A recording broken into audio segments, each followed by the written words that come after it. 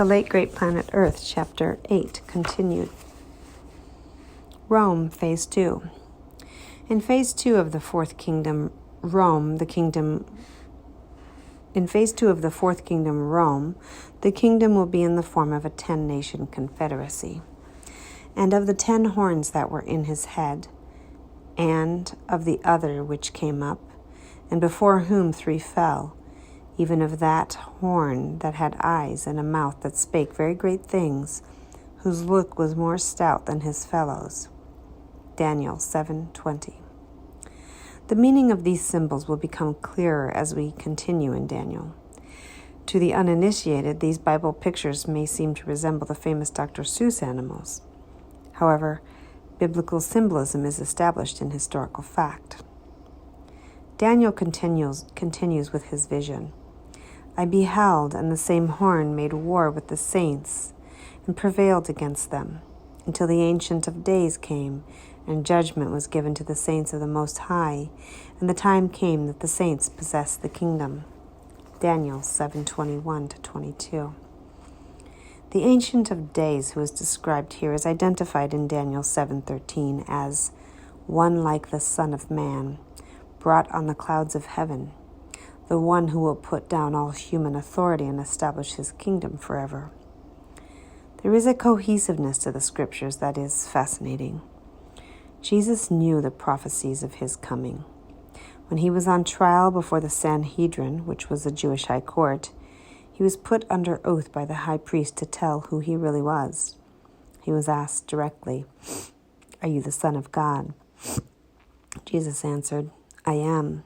He also said, "Ye shall see the Son of Man sitting on the right hand of power and coming in the clouds of heaven."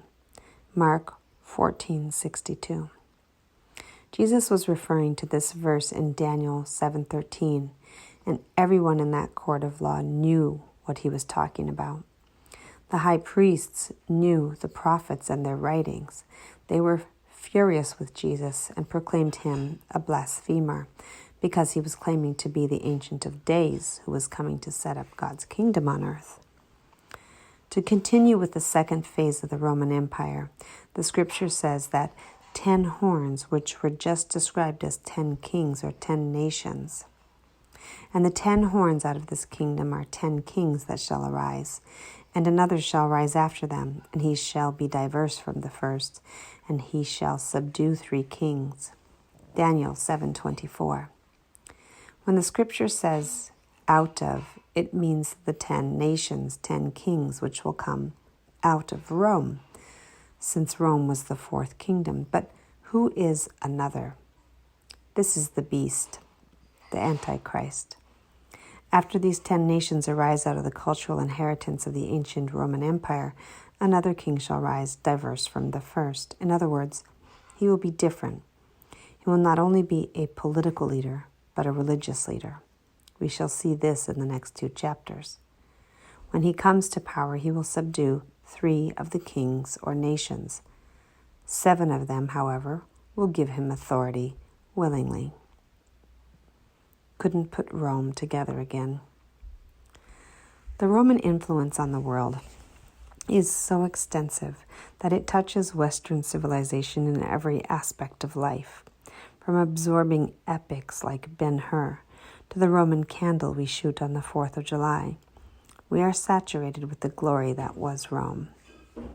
However, Rome disintegrated from within. Unfortunately, there is in America the same trend in moral decay. Unfortunately, there is in America the same trend in moral decay that led to the downfall of Rome.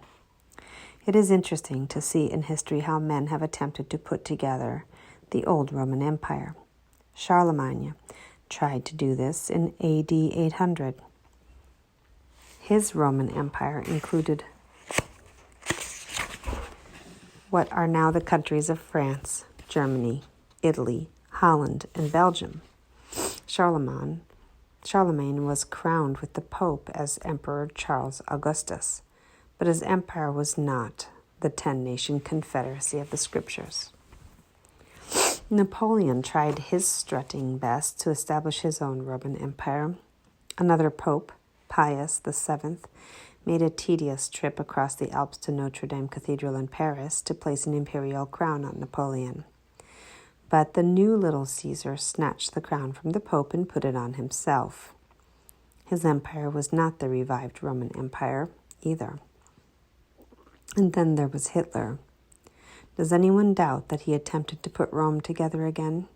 He said his Third Reich would last 1,000 years. God had other plans, and Hitler lost. In spite of the vain striving of man, of the bold and infamous conquerors throughout the ages who failed in their human attempts, we are beginning to see the ancient Roman Empire draw together, just as predicted. If you are racing for your Rand McNally, please spare yourself the exertion.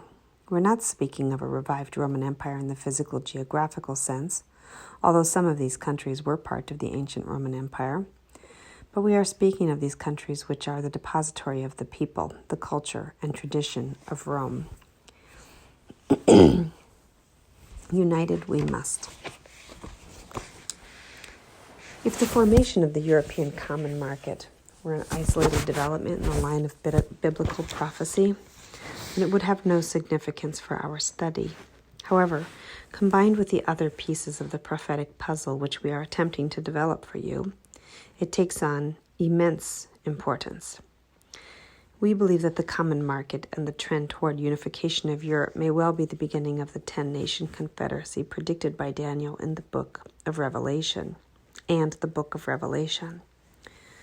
What particular forces are contributing to the evolvement of this federation that the conquerors of history could not command? First, there is the threat of communism. One of the great motivating factors in forming this economic community and NATO was the concern over a common enemy. An article about Mr. Europe at 80 quotes Jean Monnet, called the father of the common market, as saying, "As long as Europe remains divided, there is no match for the Soviet Union. Europe must unite." The second reason for the formation of the European common market was the economic threat of the United States. Europeans realized that they could not survive the industrial might of the United States. A charismatic personality on the present-day scene is Jean-Jacques Servan-Schreiber, newspaper editor and author of The American Challenge, a book which has received great acclaim throughout Europe. Some have said that the handsome Frenchman is pushing hard for a United States of Europe because he wants to become its first president. Whether this is true or not, we would not venture to guess. However, it does seem that he was furiously trying to push a U.S. of Europe, as one writer expressed it.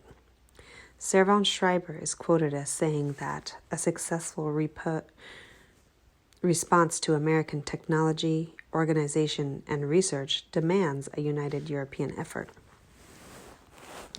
The third reason this writer feels Europe will form this 10-nation confederacy is that Europeans sense the basic weakness of the United States in its will to resist communism.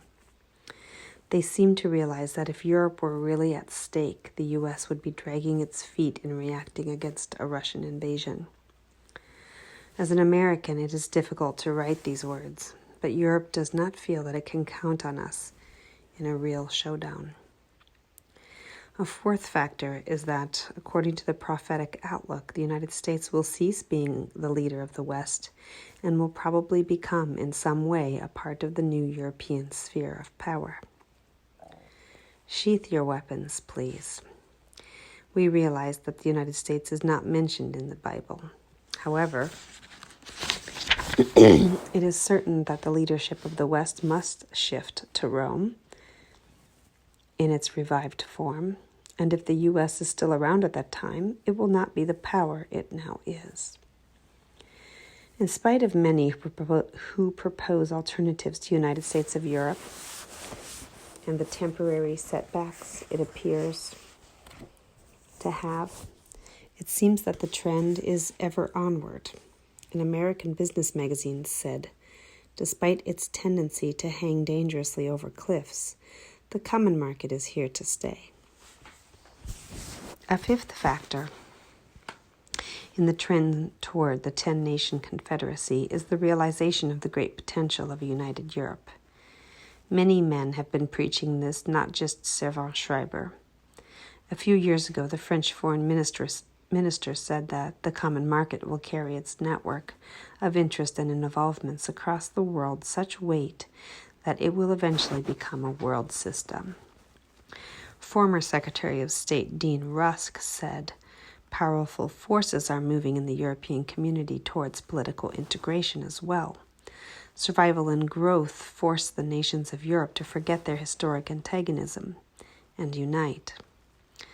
Through the pooling of the resources and efforts of a mighty new entity, through the pooling of the resources and efforts of a mighty new entity is growing out of the chaos left by national rivalries and world wars." A friend who lives in Germany sent us this translated statement of Dr. Walter Hallstein, who was formerly the president of the European Economic Community. Our correspondent, knowing our interest in Bible prophecy, thought there was significance in Hallstein's words. We'll let you judge. 3 phases of the European unification are to be noted. First, the customs union. Second, the economic union. Third, the political union. What we have created on the way to uniting Europe is a mighty economic political union of which nothing may be sacrificed for any reason. Its value exists not in only what it is, but more in what it promises to become. At about 1980, we may fully expect the great fusion of all economic, military, and political communities together into the United States of Europe. Hallstein cited 1980.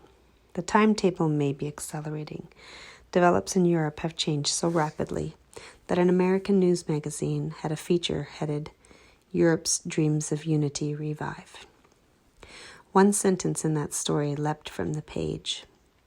Should all go according to the most optimistic schedules, the common market could someday expand into a 10-nation economic entity whose industrial might would far surpass that of the Soviet Union. Imagine that, a 10-nation economic entity. Is it any wonder that men who have studied prophecy for many years believe that the basic beginnings of the unification of Europe has begun? What else is new? At the time that this Roman Empire will begin to be revived, there will also be a revival of Mystery Babylon. If this sounds rather spooky, bring your head out from under the skeptical covers and examine with us, in a later chapter, the biblical basis and the current applications. Heading the revived Roman Empire will be a man of such magnetism, such power, and such influence that he will, for a time, be the greatest dictator the world has ever known. He will be the completely godless, diabolically evil future Führer.